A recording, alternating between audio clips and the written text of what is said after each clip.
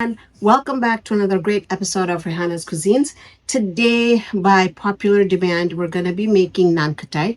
These are homemade naan Khatais, and these are Indian-inspired cookies, and they're absolutely delicious. They're homemade, they're fresh. This is the way I'm gonna package them. This is the way they're packaged. Right now, I'm selling them in Minnesota for a fundraiser. This recipe comes from my mother-in-law, Nazma Mullah, and also Raihana Deuji. So I thought, let me just do the video. And if you would like to contribute to this cause, it's actually to send a young lady to Arbain or the walk. If you would like to contribute, all you have to do, it's super simple. Share this video, watch this video till the end. That gives any proceeds that I will make from this video will also go towards that cause. So share, and some of the pointers and tips that I talk about. Without further ado, let's get started.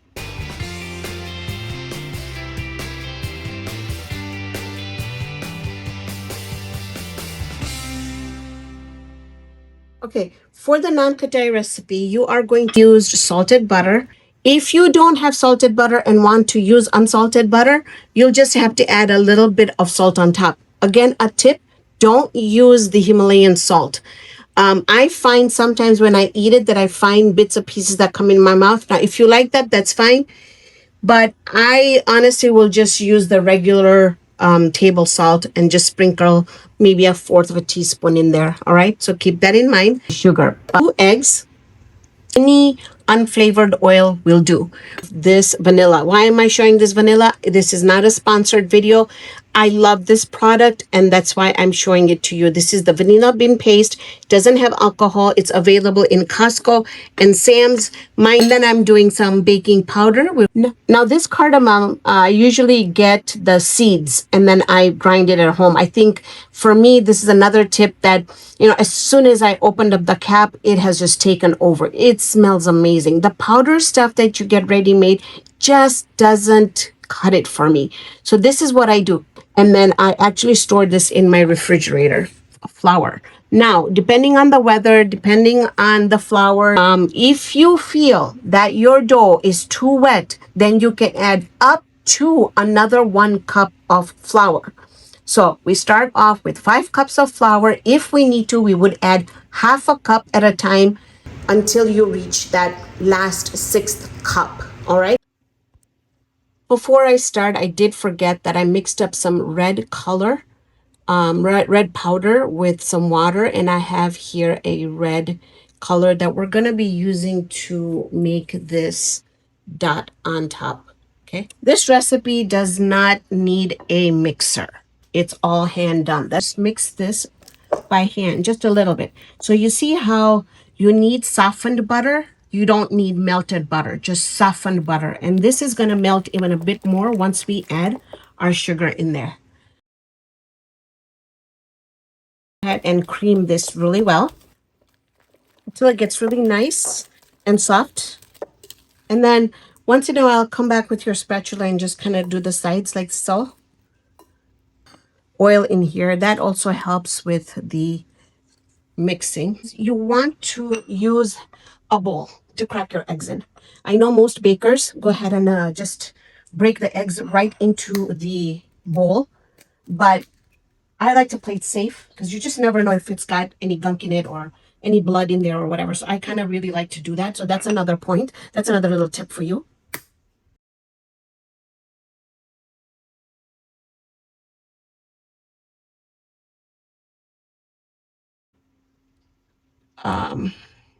A good teaspoon, a little more. Smells so good. A little bit of the cardamom. Now, you don't need to add the cardamom in there. And because this is going for a fundraiser, I don't want to add too much in there as well because I kind of want to give just a very subtle taste. Now, if you're making this at home and you love cardamom as much as I do, then pour your heart out or spoon your heart out and add as much as you like. All right, now we've got a nice mixture. All right, so I'm just going to clean up the sides here. Okay. 1/2 of my flour in here. This is the 5 cups, by the way. All right. Then what I'm going to do is I'm going to add baking powder in here. And I like doing it like this. I don't like to put it in the dough mixture. At first, I'm just going to mix this with my spatula. And then I'm going to go in and use my hand to mix everything. Okay, see how it's come together pretty well?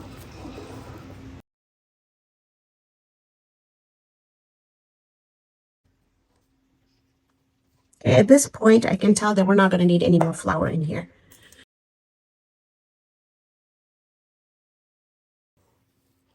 Just mix it until you know that you've got a nice, soft, not a sticky dough. That's the trick. By the time we start rolling this and getting them ready for the oven, it's going to get that, 10 minutes to kind of rest. So we're going to let that rest. I'm going to clean up. We're going to come back. I'm going to show you how we're going to roll. Almost ready. Here is some parchment paper. I'm going to show you another trick. What you want to do is you just want to crumple parchment paper like this. And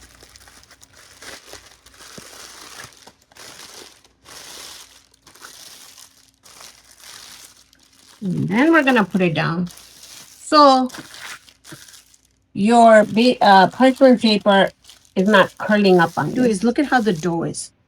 Look, it's not sticking at all. See that? This is what you want. Nice, soft dough. Now, you want to take as much as how big you like them. I don't measure it. I just kind of also do a whole bunch of cake pops, so I kind of know how much dough I want. Again, I don't like to make them very big. Just my personal preference. So you just kind of want to roll it in between your palms, just like so. And then just press a little bit. Now, you want to make sure that these naan khatais don't have any cracks on it. At least that's how my mother taught me growing up. But I also have another idea for the fundraiser. So I'm going to do that with the naan khatais and make them super mini and then put them in a cup. And so follow my page on Raihanascuisines on Facebook and also Instagram, because I will be posting those pictures over there. So what I am going to do now is I'm going to go ahead and continue and roll all these out. I don't know if I mentioned 325 degrees is what I am turning my oven on to. We're going to stick them in for 20 minutes and I'll show you every step of the way.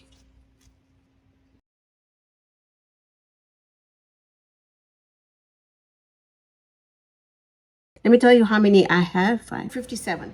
I'm going to go ahead and just put a dot on one because I want to show you what is the difference between putting the dot on before you put them in the oven and what is the difference when you put it after they come out of the oven. All right. So, let's put these in the oven. And yes, I wait for both of the trays to get done before I put them in the oven. I don't put one tray at a time. So let's go ahead and do that.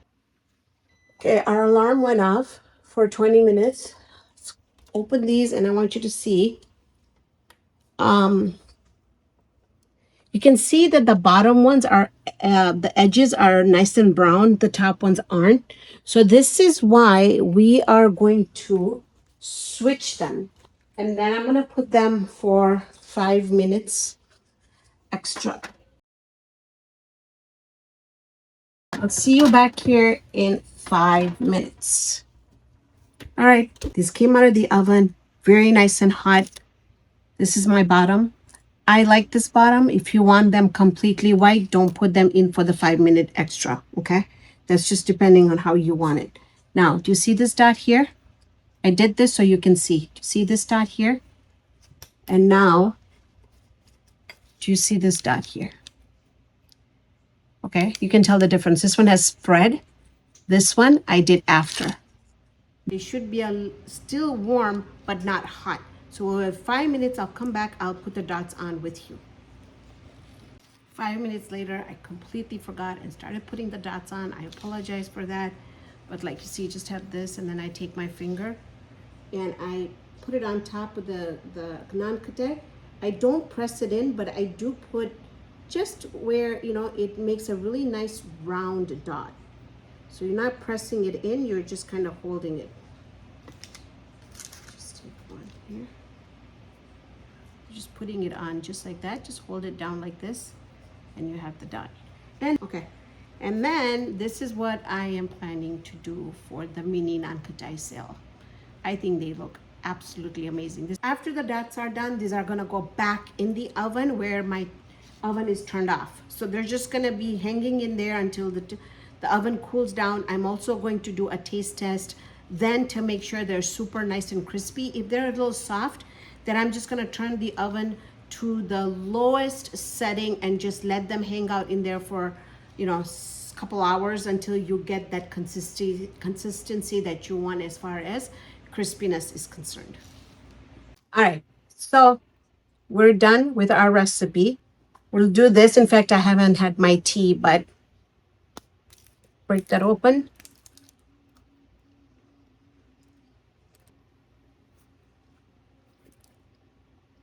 You know what's the worst thing about knowing how to cook and bake? Is that food is so accessible in front of you. But these are just like how my mother-in-law and Raihana mommy used to make them. Delicious. Absolutely delicious. Buttery, crispy, not too much sugar. And if you dunk this in your tea. So please share these videos, subscribe, and show me some love by giving me a thumbs up. Thank you so much for joining me on this episode of Raihanna's Cuisines. Hope you can join me next time with another great video. See you then, friends.